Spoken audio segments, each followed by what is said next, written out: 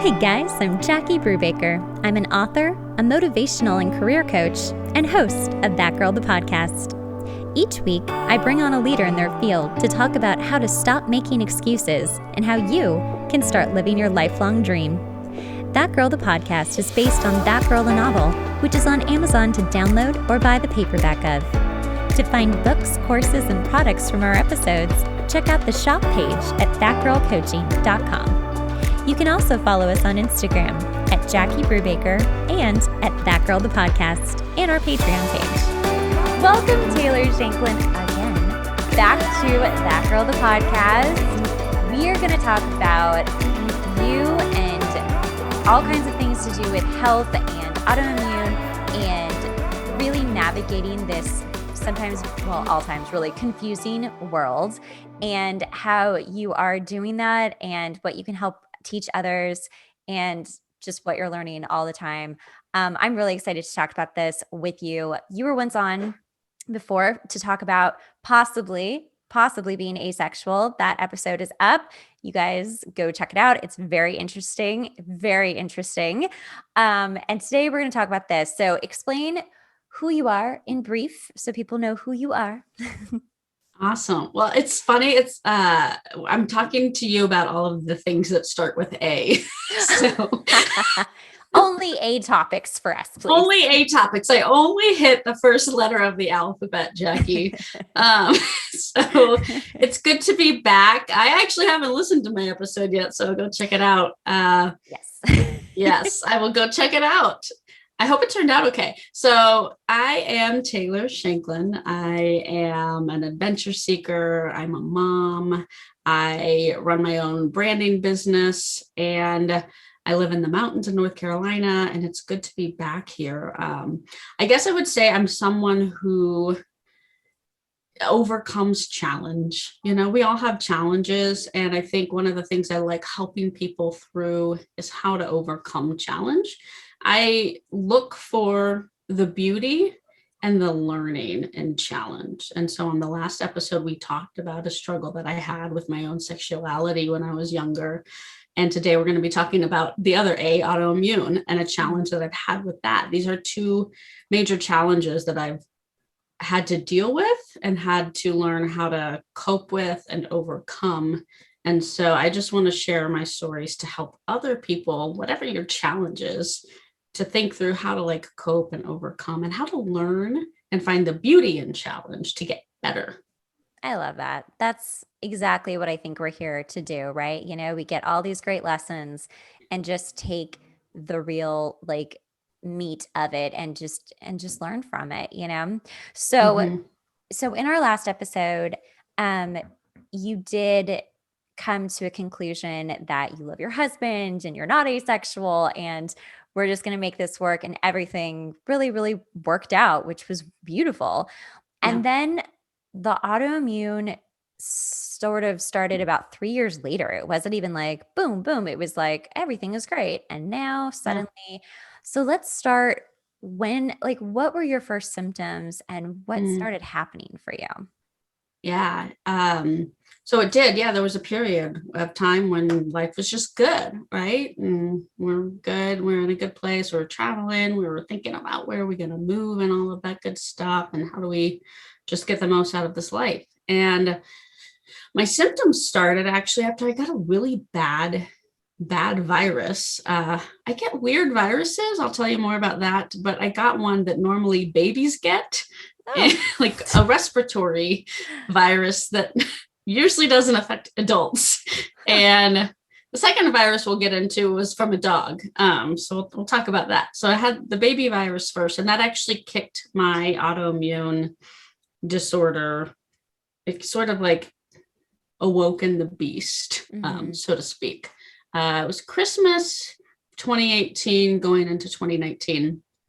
I got really sick with this respiratory virus and was in bed with 104 fever for almost 2 weeks. It was, my God. Yeah, it was bad. And I'd never been sick like this before. To the point where I went and saw a doctor at first. Just a virus, you'll get over it, drink fluids. wasn't getting better. Several days later, still had 104 fever. And that's high. That's at the point where you're like, maybe I should go to the hospital. Yeah.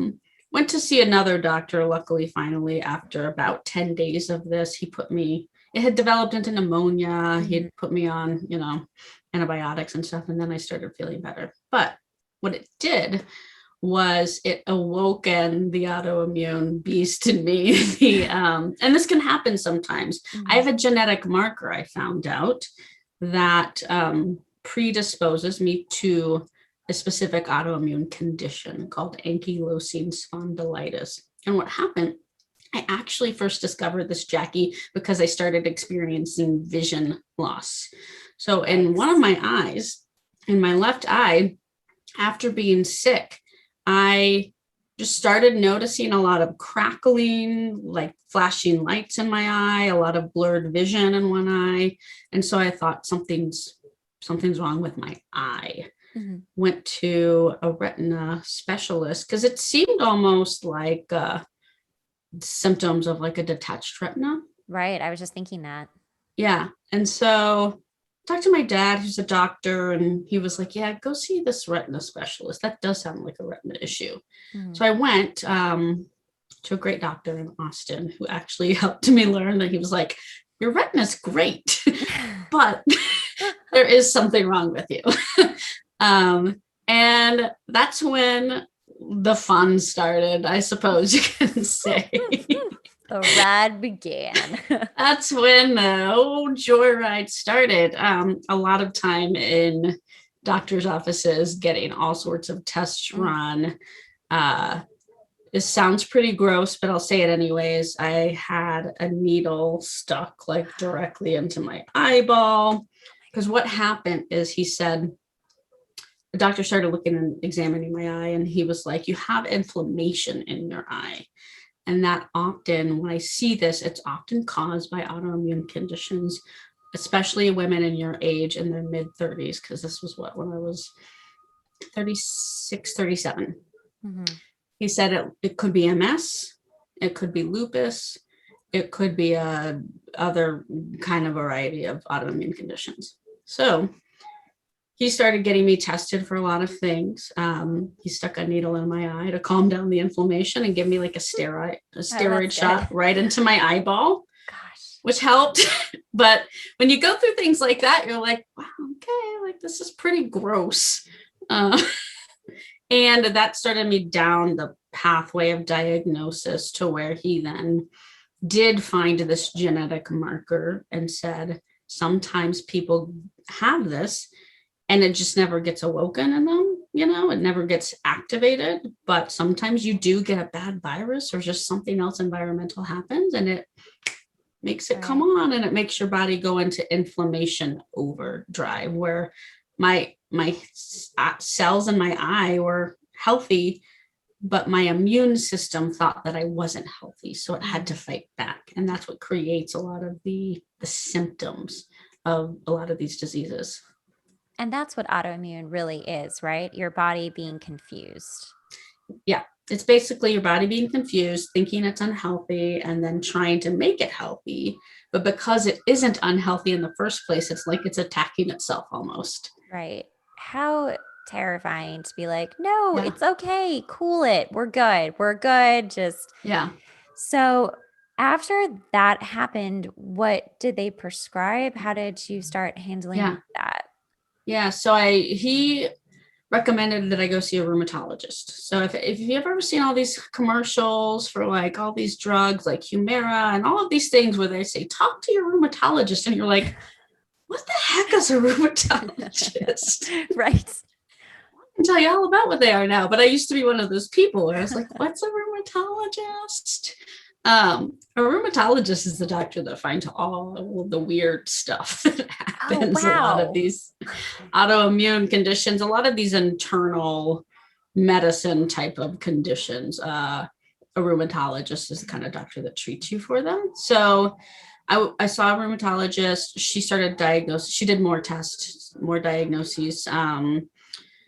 What they found is with my genetic marker towards ankylosing spondylitis is it's a spinal condition to where it's a form of arthritis, essentially. So a lot of these conditions are related to each other, rheumatoid arthritis.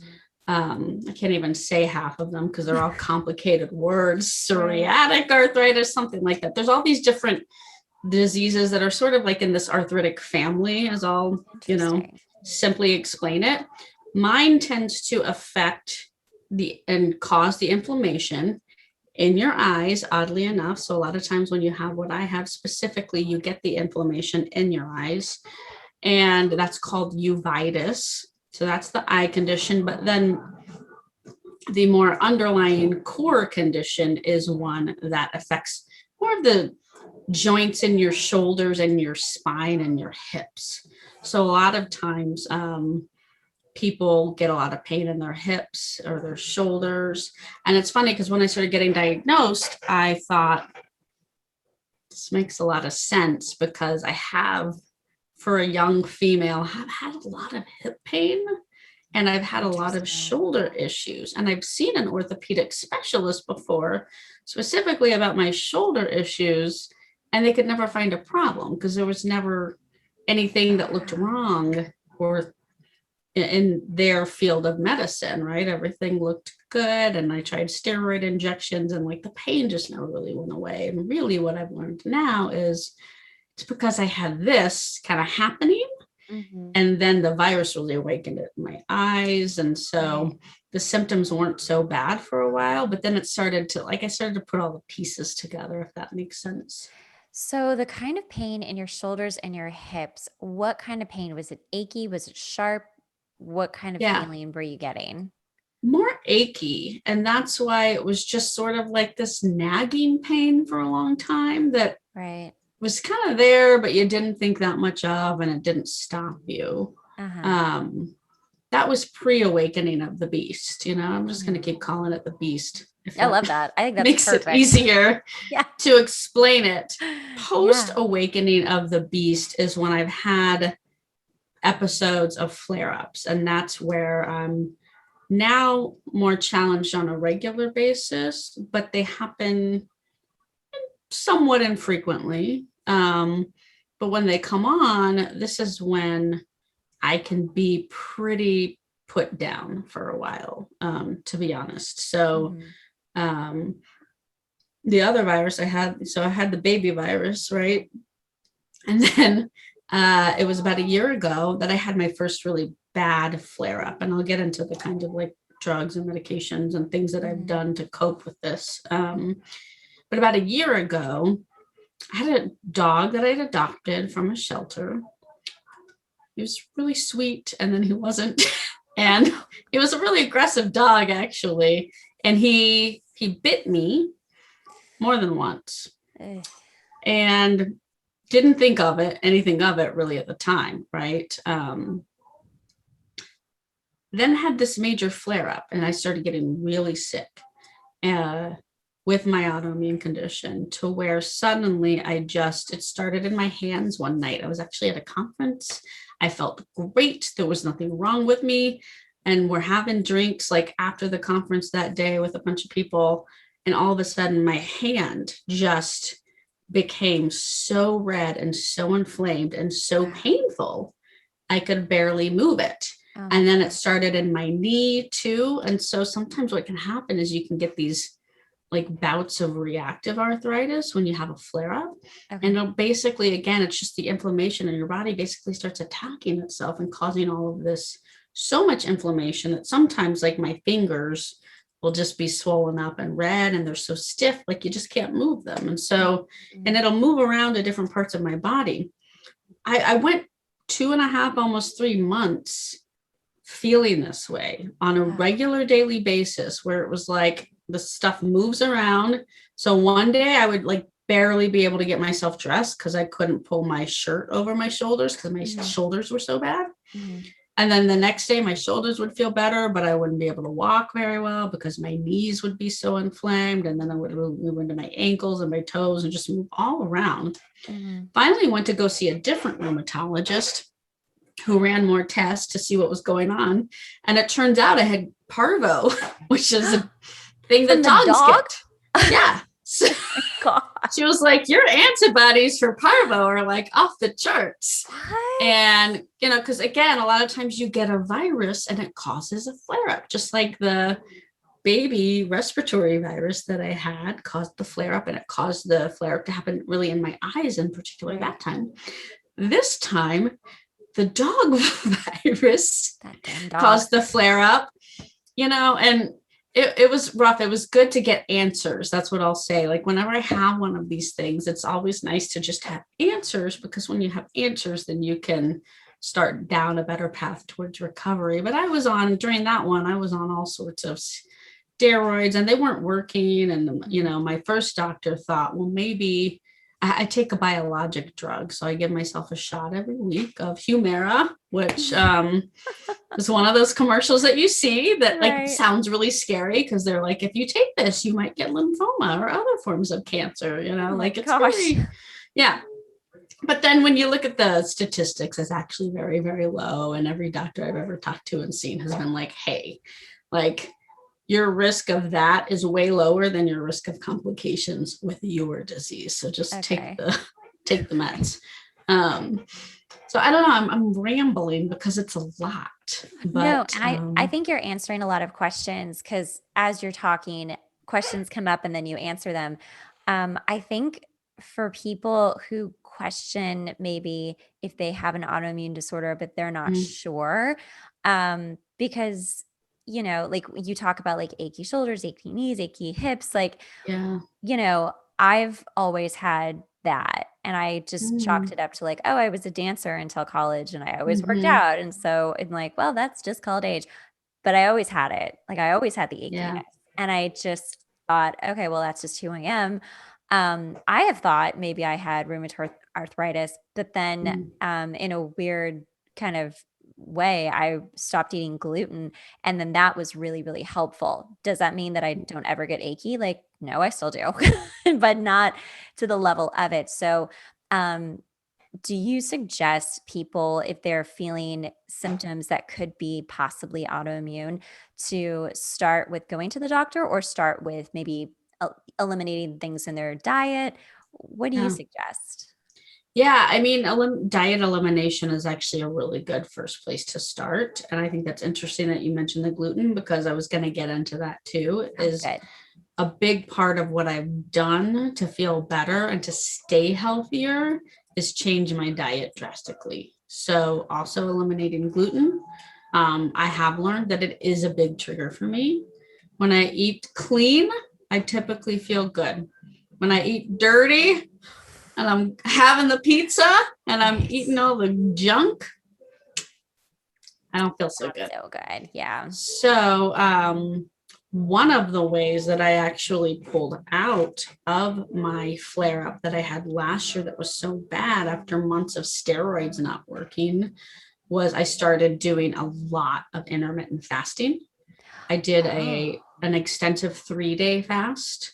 I actually stopped taking the steroids and I just started fasting, and I went on the autoimmune protocol diet, which is super strict. You basically can't eat anything. So fasting was actually easier. Like it was easier to just be like, I'm just not going to eat. I'm going to have water and coffee, because like it's just strict. It's mostly like actually what I have found to work for me is a carnivore diet works really well.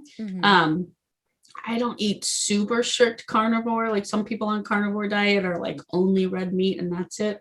Yikes. I don't do that, but I eat chicken, fish, and then I eat dairy, and dairy doesn't seem to bother me, but it does bother some people. So I eat cheese and like milk and, other things like that. I eat some vegetables, but even some people with autoimmune disorder have a lot of issues with plant-based foods.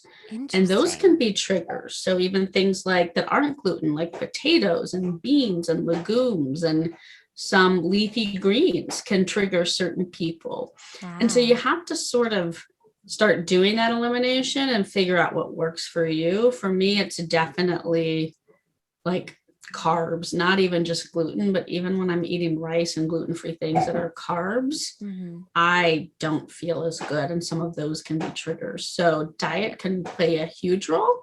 If you really suspect something, yeah, absolutely. try to get in with a doctor, try to get in with a rheumatologist. It can be a little bit tricky to get in specifically with a rheumatologist, and you usually need your general practitioner. Just from, again, I'm not a doctor, but from what I've learned in my own experience, you usually need your general practitioner to like give you a recommendation. The way I got in was because this eye doctor saw the issue going on and recommended me into a rheumatologist. So unfortunately, my experience has been you can't just call up a rheumatologist's office and say, I need to get in. You have to do a little bit of like screening with a GP first for them to kind of, I think, like refer you in. And that's at least been my experience. But do it because it's better to learn and to know what's going on with you so that you can then start learning. Okay, if you do have something, well, there's a lot of different flavors of autoimmune and they're all a little bit different and they like to come in pairs. That's another thing. Oftentimes, if you have one, you have a different one. You know, it's interesting. My mother has celiac disease, a different kind of autoimmune disease, but it is an autoimmune disease. And she actually discovered it more with gluten too, probably 10 years ago. Where she finally did exactly what you're saying. She didn't really go see a doctor about it, but she just eliminated gluten out of her diet. And then she was like, oh, I'm not sick anymore. You know, so sometimes it goes that way and that's just fine. What's so interesting is that even as a little kid, like I could never have pancakes because it's like there's a trifecta of like sugar, gluten, and grease for me. Those things, like a donut is like death. Like I will die a little bit. And you know, as a kid, you're supposed to love all that stuff. And I would give my Halloween candy away. I wouldn't want the waffles because I would get so sick to my stomach and my whole body was like, blah. And I would have hypoglycemic attacks. And I didn't realize that was what was happening. But I think my parents were like, what's wrong with her? I'm sure she'll be fine. She's fine. But like, it really made sense and it really was just recent that I'm like, I'm going to take the gluten out because I mean, honestly, I was doing a Parasite Cleanse and they love sugar and bread and gluten and all of that. So I was like, I'm just not going to eat this. And I'm like, wow, I feel so much better. And it just kind of put all of the pieces of the puzzle together. So yeah, sometimes it is. And I'm actually not eating tomatoes anymore or like nightshade things. And because that causes inflammation as well. And I'm like, I am just prone to this. And I don't think I have autoimmune, but it is interesting how it's a really easy way, I think, like you're saying, basically to start there and just kind of see what's working and what's not. Exactly. Just see if you feel better. Yeah. Nightshades. I don't think they affect me, but I have heard that from a lot of people. I've read about it. And I guess I don't eat them as much as I used to because I love those little cherry tomatoes. Right. But I don't. Tomatoes. Yeah, but I do kind of steer away from them. Like I don't eat them a lot. When I do eat them, I don't notice a big difference, but I feel like if I ate them a lot, it could have a cumulative effect.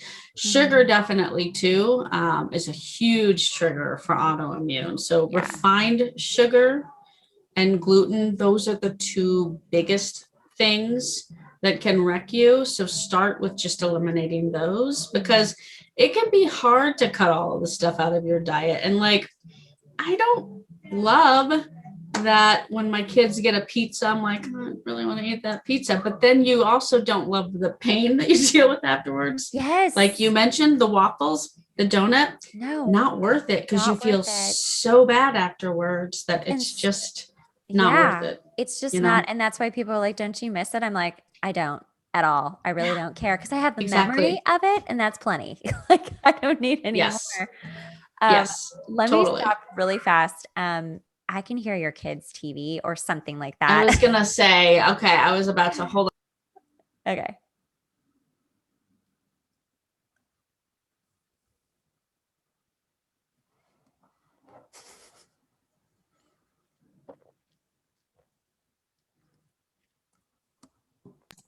Sorry, I was about to yell up the stairwell and say something, and then I was like, "You're like, I'll see." If you want to go back and re-roll or something, we can. It's not that bad. I just wanted to make sure to. It was getting louder. I think it was the Trolls movie, and it was getting into the music park. I was like, holy shit, what's going on up there?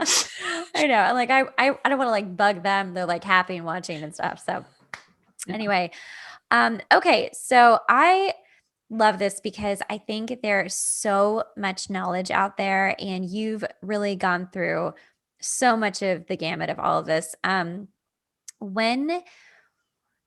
So what kind of medications are you taking? And then which ones are you just like, no, this isn't working for me. Diet worked better. Like steroids, I Mhm. think are the first thing doctors are like, here, take a steroid. And that's really hard on your Yeah. body. Yeah. Yeah. I found steroids made me feel like total poop. Yeah. I did not like them. And I've heard that from some other friends who have autoimmune conditions, different arthritic conditions, kind of similar to mine. Mhm. So I tried them when my doctor first prescribed them, only when I was having a major flare up, but I did not feel good on them and I did not like them. And after a while, heavy dose of steroids, I was like, I got to get off of these. So Mhm. I did. So I regularly take a biologic drug, What's which that? is so the one that I mentioned earlier, Oh, the Humira. Humira. A Okay. biologic, it's like, I don't want to describe it incorrectly, but it's a shot that I inject. It's Okay. got some sort of live thing in it. And again, like, I don't want to describe it incorrectly. All right. We can find the commercial and then Google. Yeah, go find that the scary commercial. It's always people out like riding their bikes, looking glorious, and they're like, "No, if you take Humira, you might get lymphoma." And I'm like, no, but actually, it really helps me. There's different ones on the market. I happen to take that one, and it does help Okay. tremendously. I'm a very different person with it. Diet is huge for me. Mhm. I've done CBD oil before, so the CBD tinctures that you put on your tongue, and I find that helps. And that was another thing that helped me get through a major flare up. So Okay. when I went through that flare up from the parvo, from the dog virus, my doctor didn't know what was going on at first. This was a different doctor. And then I saw a second doctor that diagnosed the virus, right? She thought I was having a reaction to the Humira, which sometimes can happen. Sometimes you can be on these medications and then your body decides it doesn't like them one day. So Mhm. she took me off of that and started me on the steroids. So it kind of just depends on a very personal level. But when the steroids weren't working for me, that's when I got real serious about the fasting and I did CBD oil. And that actually helped me way more than the steroids. Like I said, the steroids made me feel bad. Then I got into a good place and I got back on my biologic. And so now I really control my disease and maintain it with a combination of the biologic drug and clean carnivore diet, basically. Do you still ever do intermittent fasting? I do. Yeah. Every day. Okay. Every All right. day. So Explain I how you do usually that. don't eat until later in the afternoon. Okay. So I mostly do coffee all morning long, Mhm. coffee bean. Thank God coffee does not affect me Right? It's because that just, would be hard. yeah. Do you put anything in your coffee or are you just straight Do black? some creamer. Yeah. Mhm. Yeah. I do some creamer. So like I half and half, or like I have a sugar-free vanilla creamer that I like. Okay. So yeah, I try to not put, like, I don't put sugar or anything in there because again, like Okay. refined sugar is a, Right. trigger. But Right. so I try to keep that more keto like in my creamer. Mhm. Mhm. Um, and then yeah, I normally don't eat until middle of the afternoon. And then Okay. it's usually a meat-based meat-based diet or eggs, pretty protein heavy, but you have Mhm. to also be careful with that. So I kind of, with your kidneys and stuff, like I know some people are like, oh, carnivore, you can do carnivore your whole life. I'm like, I Mm. don't know. There's also studies out there that say like if that's all you ever eat, like your kidneys are going to have some problems, right? So Oh. I do try to mix in vegetables, beans. I eat a lot of like legumes Mhm. and occasional like gluten-free pasta. Yeah, there's some Um, great ones. there's some good ones now. Some of them are gross, but there's actually some really good ones now. I don't eat a lot of that because again, it's like when I get carby, even if it's gluten-free, I start to feel affected. But if I have like once or twice a week, I'm good. And I find that helps to, between like legumes and gluten-free pasta and dairy, it helps to break up, not like eating only meat all the time. Right. I I mean, you want just some eat less variety. now too. Like it just makes you not want to eat as much, Right. honestly. I totally get that. I think a lot of people could, again, go back to the like, don't you miss that? Don't you want to eat that? It's like, no, I Yeah. feel better. So it's really Yeah. not a huge thing. Yeah. Um, okay. So what what is it like when you get like how often do you get flare-ups? Yeah. Now they come a little bit more frequently than they used to, and that's happened since the big one that I had last year. Okay. Um, I would say like I had a flare up. I got my COVID vaccine recently, and I had a flare up after the first one. Mhm. And that one was a little yucky. It lasted a couple of weeks where I off and on felt pretty bad. And Okay. then I got the second dose and I felt totally fine and didn't have a flare up. Crazy. But I also notice when I get dirty with my diet, because sometimes I'm not perfect, Jackie, and I get dirty with the diet. All Like good, girl. It's all good. I had my chocolate kids cake are the other eating a day. cookie. I'm like, I'll just have one. And so when I do that, and then I start to feel bad, and then I have to come back to center, and then I get like, I'm a real good girl for a long time, and I feel Right. good. And so Right. a lot of times the flare ups do come when I'm getting lazy with my Got it. diet, Okay. or if I specifically get like a virus or something. But most of the time, I can now kind of pull myself out of them with getting real strict on diet. And that's at least something that I've learned in this is just like, okay, when I start feeling bad, you got to fast, you got to stop eating shit and like get good. And then I feel a lot better. Fasting is amazing. I started doing It intermittent. is. It really is. It seems so bizarre when you first hear like, oh, 16 Yeah. hours, don't eat anything. You're like, wait, what? Yeah. But once you get used to it, your body, I mean, I've been doing it for 2 years now where my body Mm-hmm. is just like, no, this is kind of just how we function. And I Yeah. don't even have to think about it. Like some days I'm like, once in a while, I'll wake up and I'll just be really hungry. And I'm like, well, I guess I'm not fasting today because I'm starving. Yeah. But most days, it's like, it just, you naturally get hungry at the time that you would normally eat. And like, whether Yeah. that's 10, 11, 12, whatever your 16 hours is. I mean, when I first started doing it, yeah, you're just hungry. You're just so hungry. Mm-hmm. And you're like, "Oh my gosh, I can't eat past this time." And I just did or like you didn't eat enough. Like I would find that I wouldn't eat enough during the time that I could. Anyway, long story short, I noticed huge difference. Like not only did I lose weight like immediately, my body was like, "Thank you."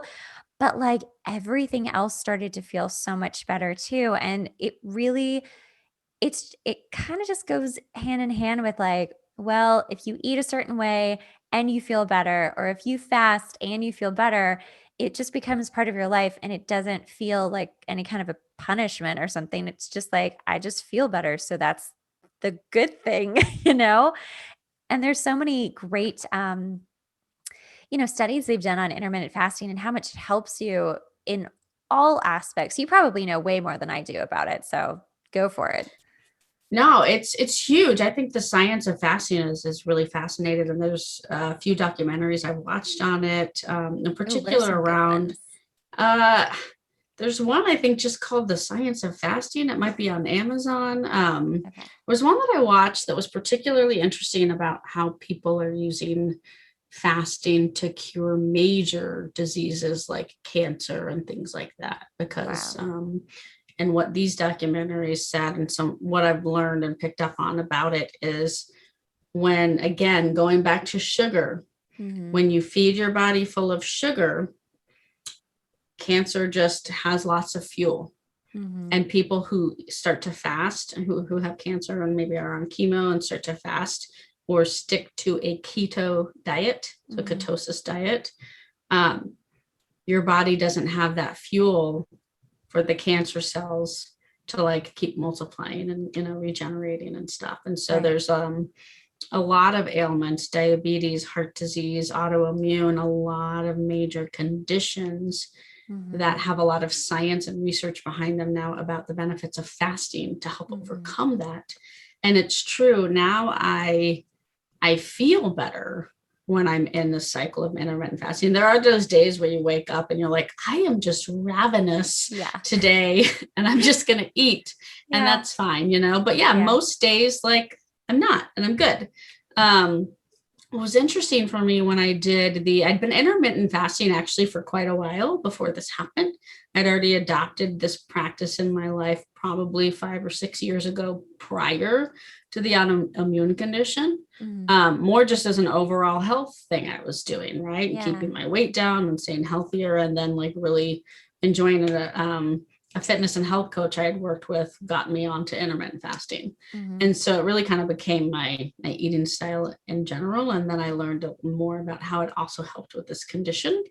But kind of lost my train of thought. But it's fascinating how too, now I feel better when I weigh less also, like not just from like a vanity perspective, right? But physically with my condition, when I am at a lower, healthier weight, I feel a lot better in my joints, and just overall, I feel normal. And when I start to kind of eat bad and put the pounds back on, like I feel worse. Right now, I've actually been really good lately. I've lost some weight again. I'm in a healthy state right now. I'm like, stay here.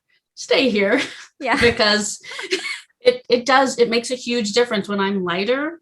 It's everything. Like if I already have an inflammation issue with my joints, when I'm lighter, there's just that much less weight impacting and pounding on my knees and my ankles and all of that stuff. And so it's amazing how much intermittent fasting and doing the 3-day fast last year, when I went I started by doing 24-hour cycles.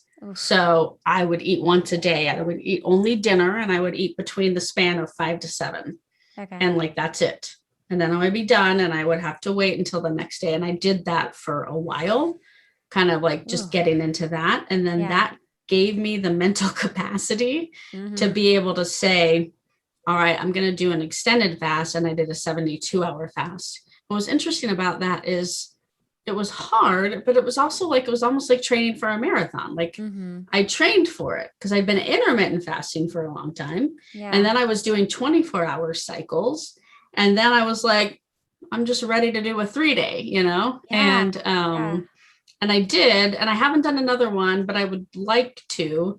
I'm now just in the regular intermittent phase. I'm like, okay, I got to get back into my training of like, let's start with 24-hour cycles again. And then I can do, a longer cycle, but I found a lot of health benefits from it, and losing weight is a good one for sure. Totally. And the mental clarity that you get too is interesting. Yeah, there is a lot of mental clarity. I had a lot of big, strong epiphanies happen actually when I started fasting. I was like, oh, what's happening? Are you hungry? No, you're just kind of breaking through some things. And it just, I know it sounds so backwards to so many people, but it really is something that even if you just try it for like a few weeks, just really give it a shot. It is tough. Like, it's going to be tough, but just make sure you eat enough during your allotted time to eat. I didn't realize how well you kind of sort of see when you're eating more. So I guess I was eating more, not super late. I never liked to eat super late, but I was just eating more. And once I started fasting, I was like, oh, well, I only have like 8 hours to eat, which is a lot of time, first of all. But you just, your brain gets clear, your body gets clear. So many things just really eased up, and it's just great. So, I mean, my skin got clearer and younger looking. Seriously. Like people were like, God, you're like glowing. And I'm like, oh, you like, it's the opposite of what you think. Because people are like, oh, what are you doing? This is unhealthy. Like, that's what your aunt says to you, like, or, your grandma. Like, why this is really unhealthy. I'm really worried about you. Like when I was doing this, really trying to pull myself out of the flare up, is I did have a lot of like my family members sort of reach out and say like, this is unhealthy. I don't like that you're doing this fasting thing, and like I totally got that. And I was like, but then friends who didn't really care on like that sort of a level, maybe people who were more open-minded to it, they were like, wow, you're like glowing, and I honestly, like, I look back at some pictures that I took during that period of that like intense, where I was doing a lot of intense fasting and a lot of 24-hour cycles, and then like the 2 days and the 3 days, I looked great. Like I looked really young. It's really interesting you should say that. So, I mean, we're just obviously diving down the health rabbit hole right now, which is much fun. I love it. I love talking about this. Again, I'm not a doctor. Okay. No, neither am I. Not doctors. This is just at your free will. If you're interested, try it. So I did 2 parasite cleanses in the last few months, and they're both 18-day at a time cleanses. And I took 2 weeks off in between. And I knew I had parasites. I've had them for years, and I was just too afraid to like really do something about them. I'm like, I don't know what's going to happen. This is terrifying. But my best friend is very holistic, and she's like, no, I've done this cleanse so many times. It's going to be fine. And like, it is definitely difficult at times during the cleanse. Sometimes they're easy, sometimes they're not. But what happened was that in was it the first or the second? Regardless, I started looking younger, like visibly younger. My face hollowed out. Like I got thinner. I was like seriously aging backwards. And my girlfriends and I Marco Polo with each other. And they're like, I just want to let you know, you look like you're 5 years younger. You look so glowing, like you're glowing, just what you're saying. And it's true. Like when you start getting in and really kind of overhauling your body from a holistic place and a place of just science, like gluten, sugar, bad, not good, like don't eat those very often. Like fast, clean your gut. I mean, gut health is huge. That could be a whole episode. But like, really getting your body working as best as it can. When you do have autoimmune, it can only help it maintain. And who knows, maybe even, I'm not sure. Again, like, better than I do, but like perhaps like at least keep it at bay for the most part. I'm not sure if it can actually like make it go away, but at least maintain. And it's just your body is happier and it will function longer. Absolutely. I mean, I know some people think it sounds woo-woo to, subscribe to the caveman methodology, right? But when you really think about it, it's like for most of human history, we haven't been eating all of this processed stuff. Right. Right. And now we do. And now we have all of these diseases that and maybe we have them because we know more about them, but maybe we have them because there's a lot of environmental stuff. There's a lot of stuff that we feed ourselves. Right. That's not supposed to be put in our bodies. It's not natural. Right. And so Red Bull is not natural. No, not like all of this processed crap, like a hot dog. Oh yeah. Ooh, yuck. Right. Yeah. Right. So, but we eat the stuff all the time and it's really bad for us. And so I'm in a way very grateful that my condition forced me to have to face that and forced me to be like, I got to turn things around and live a different way anyways. Right. Yeah. And everybody honestly should be doing this. I'm curious to hear what a parasite cleanses, because I've never heard of that and I don't know what it is. Like, what is that? I'm going to send you the link after this. Oh, you are. And then I'll probably do it. Oh, please. So I did too, because clearly I had some bugs to get rid of. I've done a lot of traveling and I've picked up a lot of weird bugs around the world. So it's all natural. It's not chemically at all. They're cloves and black walnut and all of the stuff that parasites hate. And the idea is that you do it for 18 days because they have cycles of, I mean, this is gross and sorry, warning to people listening. They lay eggs, the eggs hatch, they become larvae, and they do it all over and over and over again. And so you have to catch them in each cycle, and that takes a while. So I did the first 18 days, felt so much better. And my girlfriend's like, honestly, you might have to do a second one. Typically, you can't kill everything in the first one. And I was like, okay, cool. And so I did take 2 weeks off, and I was noticing, I'm having symptoms again, not quite like I felt with parasites, but similar. And I'm like, something's off. Let me just do it again anyway. And yeah, I've been off the cleanse for like a week and a half now. I feel fantastic, just fantastic. But it's all natural and it just goes in and it really gets them. And there's so many things that happen to people when they get parasites that could look like autoimmune, could, triggers things. I mean, they're basically feeding off of you and they can be very dormant, which is really creepy too. I would go back to those places in the world that, especially the place that I got the big ones or whatever, the scary ones. And it was almost like they knew they were home. They were like, oh, wait a minute. Oh my gosh, I sense that we're back. And they would get super happy slash active. And I would get, I mean, it was so bizarre. Like the feelings that you typically feel are like cramping in the side of your in your side.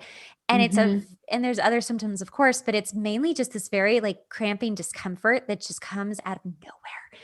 And anyway, lots of other gross things that we don't need to talk about. But yeah, it was like they knew. And so they're very dormant and like kind of there, kind of not there. But yeah, once you are like, I had some not so great sushi and that really woke them up and they were like, ah! And after that, I'm like, okay, I have to do this cleanse. Like, I can't wait. This has to happen now. I'm going to die. So, just kind of finding a way to like get your body reset and put it in a place of not being in inflammation and getting any kind of parasitic anything out of you. And the fasting, I mean, altogether is such a great way to live, whether again, you're dealing with autoimmune or not. And it is can only help you for if you do have, an autoimmune disorder that you don't know, maybe it won't be triggered per se, from a virus, perhaps. I don't know. I'm not a doctor, just thinking out loud. Well, and going back to your question about getting checked out, definitely get checked out if you do suspect something, because now one thing that can be a bit scary about these conditions is most of the symptoms and most of the time it affects joints and it makes life painful. But inflammation at the end of the day is rampant in your body when you have an autoimmune disease, and it affects different areas of your body. And one of the potential symptoms of mine and some others are inflammation around your vital organs. And so you can have inflammation of the heart or the liver or other vital organs. And so it does need to be taken seriously. And that's a big part of why I'm very serious now with my diet and maintenance and getting regular exercise, because it's not just about like, oh, my hands hurt. It's like, no, there's vital organs that can be affected by these diseases. And it needs to be managed and it needs to be taken seriously. And when you manage it and you take it seriously and you live a healthy lifestyle and you eat the right things and you get exercise, you're normally going to be pretty good and you're going to live a normal, long, healthy life.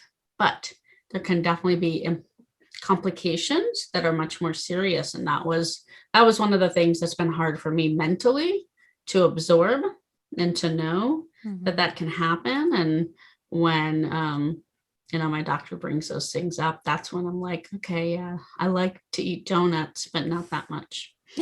Yeah. What is one thing you'd like to leave people with that they really need to know to help themselves? Yeah. It's, whatever you're struggling with, whether it's a health thing or, physical health like mine or mental health, get the help and study what's going on for yourself so that you can overcome it. If I hadn't spent the time studying and watching documentaries about fasting as opposed to, binging on the Ozarks, like I wouldn't have known a lot that I knew that helped me try some things and pull out of my moment of intense pain and challenge, right? So educate, study. It's better to face it and to study your options and then to approach it head on than it is to just pretend that it doesn't exist and sweep it under the rug, you're going to have a lot more problems. So I just, that's where I find the joy in challenge, is because I find a lot of learning in it. And so I would just say, like, whatever you're challenged with, study it, study your options, because there's probably a lot of options for you out there if you just take the time to learn and to think through how to solve it. Aw, thank you, Taylor. Shanklin, you were amazing. Tell people how they can find you. All right. Well, I'm T-Shank Soars on Instagram. You can find me on LinkedIn. I'm much more active on LinkedIn, honestly, like in my business world and business self, Taylor Shanklin. I also host a podcast of my own. It's the Soar podcast. If you go to soar.how, www.soar.how, you can check out the Soar podcast. And listen along to stories of how I help people live and work happier. And I do a lot of entrepreneurial focused episodes and topics and things like that. Yes. And all the things will be in the description below. You can click on the links to find her. Thank you, Taylor. This has been lovely chatting with you again. Thank you, Jack. It's always good to talk to you.